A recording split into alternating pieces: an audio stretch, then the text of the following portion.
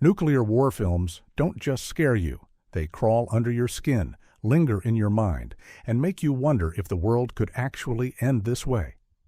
Some of these movies shook governments, rattled presidents, and even tricked audiences into thinking the bombs had already fallen.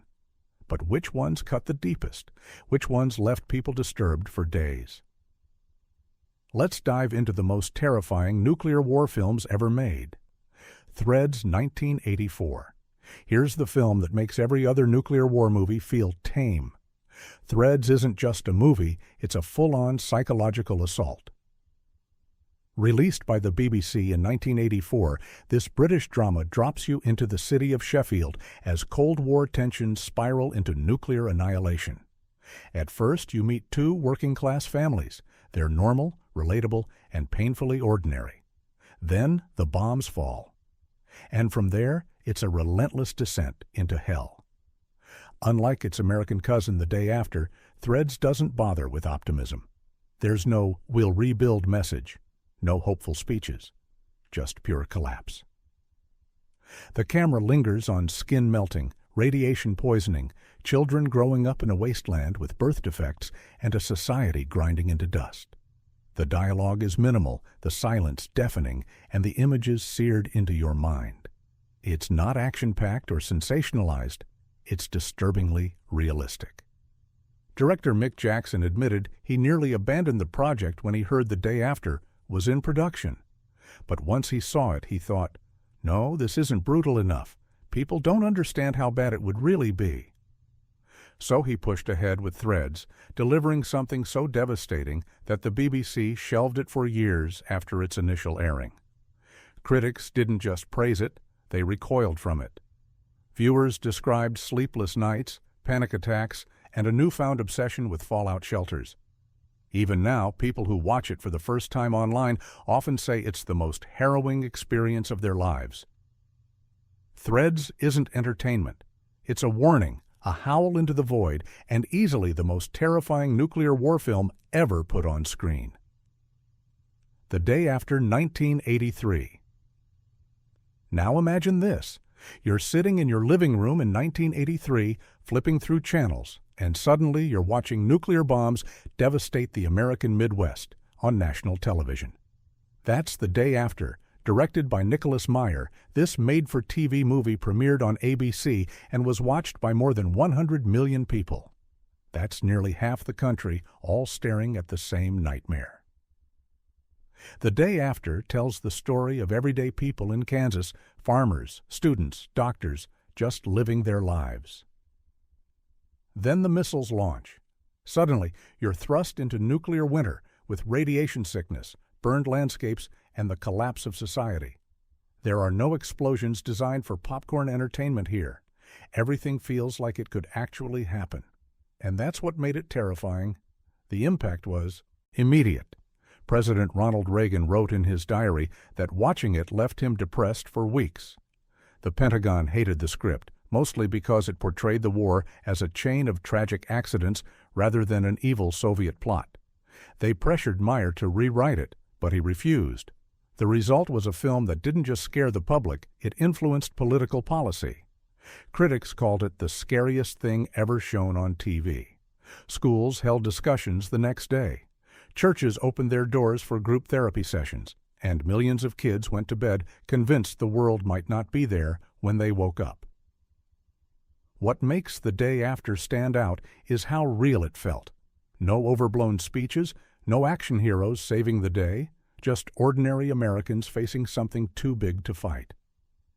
It showed that nuclear war wouldn't be a victory or even a battle. It would be an ending. And for one night in 1983, America stared straight into that ending. Testament 1983. What happens when the mushroom cloud never appears on screen? Testament answers that question by stripping away spectacle and focusing on the human cost. Set in a small California suburb, the film follows the Weatherly family as the world quietly collapses after a nuclear exchange. There are no special effects, no city-shattering explosions. Instead, the horror creeps in slowly, through loss, illness, and the unraveling of ordinary life. Jane Alexander delivers a haunting performance as Carol Weatherly, a mother desperately trying to hold her family together. One by one, neighbors and friends disappear. Radiation sickness claims children. The local economy breaks down. People cling to routines like school plays and neighborhood dinners, even as death circles closer. It's not about the bang, it's about the long, drawn-out whimper. What made Testament unforgettable was its restraint. Director Lynn Littman chose not to show the war at all. You never know who started it or why. That ambiguity makes it feel even more real, because in a nuclear scenario, ordinary people probably wouldn't know. Roger Ebert gave the film 4 stars and admitted it made him cry twice, calling it one of the most powerful anti-war statements ever put to film. Paramount originally planned to air it as a TV drama, but executives were so shaken by its impact that they pushed it into theaters. Even Kevin Costner, who played a small supporting role, later admitted that Testament haunted him for years, influencing his own post-apocalyptic projects like Waterworld and The Postman. Testament doesn't terrify you with explosions. It terrifies you with silence, with the unbearable thought of watching your community slowly fade away. It's not spectacle. It's grief captured on film. When the Wind Blows, 1986. Don't be fooled by the gentle animation style. When the Wind Blows is one of the bleakest nuclear war films ever made. Based on Raymond Briggs's graphic novel, it tells the story of Jim and Hilda Bloggs, an elderly couple living peacefully in the English countryside. They hear warnings on the radio about rising tensions, but trust the government's advice to stay calm and follow basic survival leaflets. The first half of the film almost plays like dark comedy. Jim and Hilda bumble through preparations, making tea and discussing rationing as if they were preparing for a rainstorm. Then the bomb drops. Suddenly, the cozy illustrations shift into devastating imagery. The couple tries to maintain optimism, clinging to routines, but radiation sickness quietly takes hold.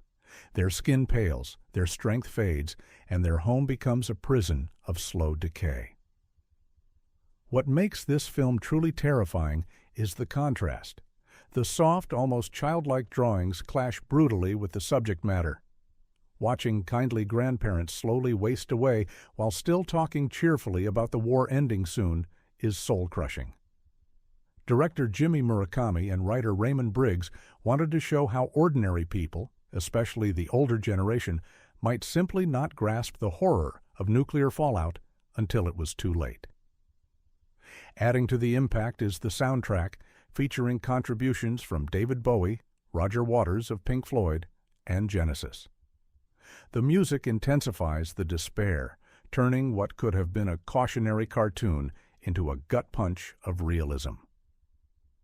When the Wind Blows doesn't need action or gore. It devastates you by showing hope itself as the last casualty. Special Bulletin, 1983. Imagine sitting at home and flipping on your TV only to see what looks like a real live news broadcast announcing that terrorists have built a nuclear bomb. That's Special Bulletin. Airing on NBC months before the day after, this made-for-TV movie is presented entirely as a breaking news special report, and it was so convincing that many viewers believed it was real. The story takes place in Charleston, South Carolina. A group of anti-nuclear activists hijack a tugboat and claim they've built a homemade nuclear device. Their demand? The U.S. must surrender its nuclear detonators stored nearby, or else they'll detonate the weapon in the harbor. The film unfolds entirely through fake news coverage, anchors, field reporters, shaky live feeds. The realism is off the charts. Despite disclaimers flashing across the screen, panic broke out. NBC's phone lines were flooded with terrified viewers demanding to know what was happening. Some residents in Charleston even tried to flee the city. The government received complaints that the broadcast blurred the line between fiction and reality too dangerously. Critics, however, were stunned by its power. Special Bulletin went on to win 4 Emmy Awards and remains a textbook example of how media can be weaponized to spread fear.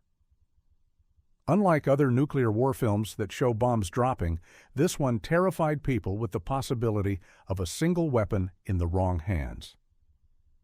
Special Bulletin is proof that sometimes the scariest nuclear war story doesn't involve world powers at all. It's about what happens when the unimaginable becomes suddenly horribly believable. Fail Safe.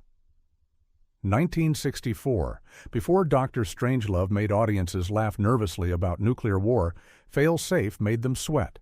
This black-and-white thriller, directed by Sidney Lumet, is pure Cold War tension. The premise is chillingly simple. A technical error sends American bombers on an unstoppable path toward Moscow, and everyone scrambles to stop them before it's too late.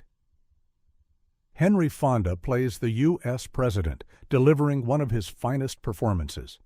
He's not a swaggering hero. He's a man trapped in an impossible situation, trying desperately to prevent global destruction. Walter Matthau adds to the tension as a political strategist who coldly argues that nuclear war might actually be winnable. The contrast between calm leadership and cold logic is unsettling. What sets Fail Safe apart is its documentary-like realism. No dramatic explosions or big effects, just phone calls, debates, and endless ticking clocks. The editing and pacing are merciless, ratcheting up the suspense until you feel like you're suffocating. By the time the ending hits, and trust me, it's one of the most gut-wrenching endings in Cold War cinema, you're left shaken, staring at the screen in disbelief. When released, it was overshadowed by the satirical Dr. Strangelove, which came out the same year. But in many ways, Fail Safe is the scarier film because it never lets you laugh. It traps you in a nightmare where technology, bureaucracy, and human error align to destroy the world. Fail Safe proves that you don't need spectacle to terrify people. Sometimes, the quiet sound of a phone ringing is scarier than any mushroom cloud. Panic in Year Zero. 1962. Before the wave of Cold War paranoia films in the 80s, there was Panic in Year Zero. Directed by and starring Ray Milland, this low-budget thriller came out in 1962, right as Americans were stockpiling fallout shelters during the Cuban Missile Crisis. It's one of the earliest films to ask, how would an ordinary suburban family react if the bombs really fell? The story begins as Harry Baldwin and his family leave Los Angeles for a camping trip. Just outside the city, they see the flash of nuclear explosions in the distance. Instantly, the world changes. Highways clog, social order collapses, and Harry transforms from a mild-mannered father into a hardened survivalist. He raids stores for supplies, fights off bandits, and does whatever it takes to keep his wife and kids alive. What makes Panic in Year Zero? So compelling is its rawness. The film isn't polished or subtle, but it captures the fear of middle-class Americans realizing their world could disappear in seconds. The Baldwins' descent into ruthless survival mode feels uncomfortably real. Neighbors turn on each other. Law vanishes. The thin layer of civility holding society together rips apart almost overnight. Critics at the time were divided. Some dismissed it as B-movie exploitation, while others praised it for daring to confront nuclear fears head-on. Looking back, it feels like a time capsule of 1960s anxiety. This was the same year people were practicing duck-and-cover drills in schools and the film mirrors that paranoia with terrifying accuracy. Panic in Year Zero doesn't sugarcoat the apocalypse. It shows survival not as noble, but as brutal, ugly, and morally messy. In other words, it's exactly the kind of nightmare people in 1962 were already imagining every time the air raid sirens wailed. On the Beach, 1959. If Threads is the scream of the nuclear age, then On the Beach is its funeral dirge. Released in 1959, this Stanley Kramer classic arrived just 4 years after the world first saw hydrogen bomb tests. It struck a nerve by asking the most haunting question of all. What if the bombs have already fallen and all that's left is waiting? The story unfolds in Melbourne, Australia, one of the last places on Earth still untouched by radioactive fallout after a global nuclear war. Gregory Peck plays an American submarine commander who docks in Australia, bringing with him Ava Gardner, Fred Astaire, and Anthony Perkins in roles that are unforgettable. Together, they form a portrait of humanity staring down the inevitable. What makes On the Beach so terrifying isn't explosions or spectacle. It's the stillness. People know the radioactive cloud is drifting south. They know death is coming. But instead of chaos, society almost politely prepares for its own end. Families quietly plan final meals. Couples savor their last days together. Astaire, in a rare dramatic role, plays a scientist who drinks and races cars, trying to make sense of the madness. The ending is a slow-motion heartbreak. No hope of survival, no clever escape, just a lonely city, deserted and silent, with banners reading, "There is still time, brother." When it premiered, audiences were shaken. Some theaters even handed out free survival pamphlets, as if preparing people for the real thing. On the Beach doesn't scare you with sudden terror, it scares you with inevitability. Watching it feels like attending your own funeral, one that humanity has written for itself. Dr. Strangelove, or How I Learned to Stop Worrying and Love the Bomb. It takes a special kind of genius to make nuclear annihilation funny and still utterly terrifying. Stanley Kubrick pulled it off with Dr. Strangelove, released in 1964 at the height of the Cold War. It's satire, it's absurd, and it's one of the scariest films ever made, precisely because every joke feels a little too close to reality. The plot begins with one insane U.S. general launching a nuclear strike on the Soviet Union without authorization. What follows is a farcical, horrifying domino effect as politicians, scientists, and military brass scramble to prevent total destruction. Except, of course, they can't. Once the machine of war starts rolling, it's unstoppable. Peter Sellers famously plays 3 different roles, including the wheelchair-bound doctor, Strangelove himself, a former Nazi scientist advising the U.S. president. George C. Scott hams it up as a gung-ho general, and Slim Pickens gives cinema one of its most iconic endings, riding a nuclear bomb like a rodeo cowboy. The laughs are real, but so is the dread. Why is it so scary? Because beneath the absurdity, Kubrick was deadly serious. He consulted nuclear strategists and exposed the insane logic of mutually assured destruction. The more you laugh, the more you realize the film isn't exaggerating. It's revealing the madness of the real-world systems holding humanity's fate. When Dr. Strangelove premiered, audiences laughed nervously, but government officials didn't laugh at all. Many insiders admitted the film hit uncomfortably close to classified strategies. To this day, defense analysts still cite it as a sharp critique of military groupthink. Dr. Strangelove proves that sometimes the only sane reaction to the possibility of global annihilation is nervous laughter. And yet, when the mushroom clouds appear in the final montage, the jokes evaporate, leaving only silence.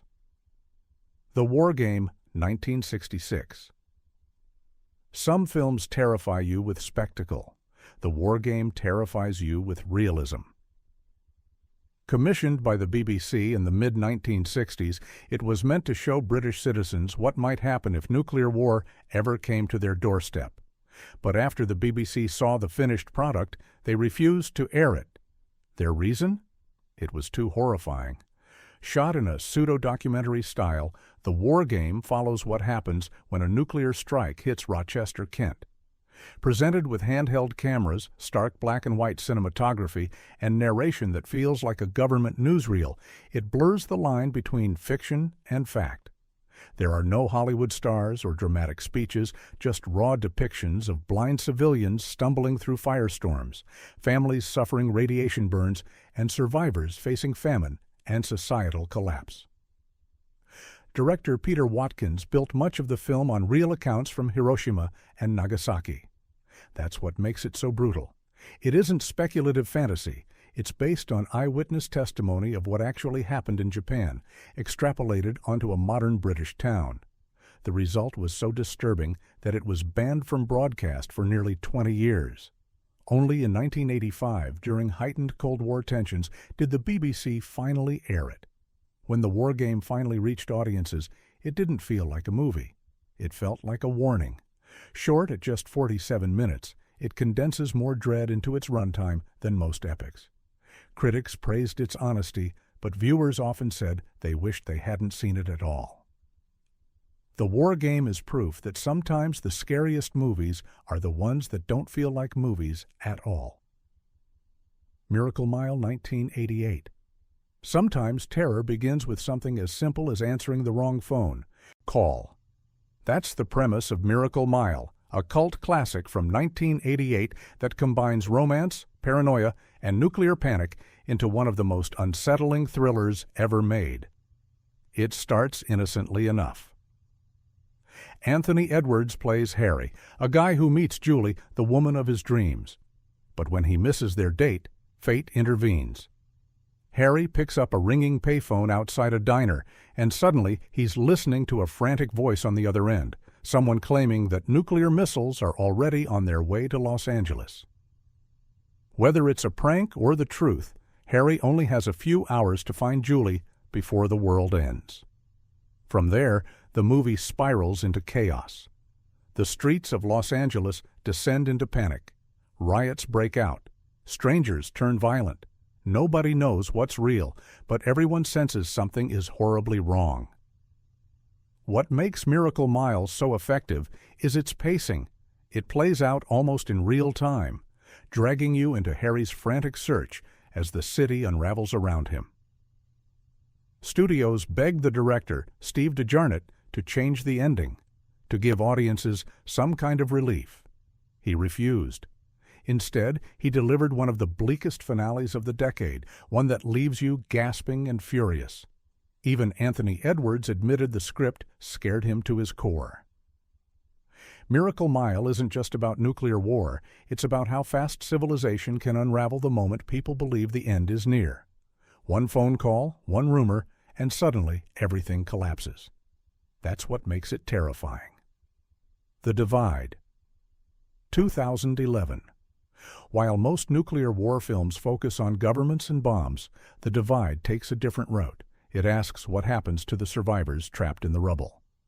Directed by Xavier Gens, this 2011 thriller is claustrophobic, nasty, and deeply unsettling. The film begins with a mushroom cloud blooming over New York City. A group of residents rushes into the basement of their apartment building, sealing themselves off from the devastation above. At first, it seems like a reasonable plan: stockpile food, wait it out, maybe even survive. But as the days stretch into weeks, human nature does what nuclear blasts alone cannot. It destroys them from within. The Divide is less about radiation than it is about paranoia, power struggles, and moral decay. Tensions flare. Friendships dissolve. Characters become violent, selfish, and unpredictable. Instead of hope, what you get is a slow-motion study of how people devour each other when survival is the only goal left. Critics were divided. Some called it nihilistic to the point of being unwatchable. Others praised its unflinching descent into human depravity. What nobody denied, however, was that it left an impression. The tight setting, combined with raw performances, makes the viewer feel trapped alongside the characters, suffocating in the darkness. It's not as polished or respected as classics like Threads or Fail Safe. But The Divide earns its place on this list because it dares to show the apocalypse not as mushroom clouds, but as neighbors tearing each other apart in a basement. Sometimes the scariest monsters aren't nuclear weapons, they're us. So there you have it, 12 nuclear war films that don't just entertain, but terrify. They leave you staring at the screen, uneasy, maybe even glancing out your window and wondering how close we really are to the brink. Which of these films shook you the most? Did any of them change how you think about the world's future? Drop your thoughts in the comments, hit subscribe, and share this list with someone brave enough to watch.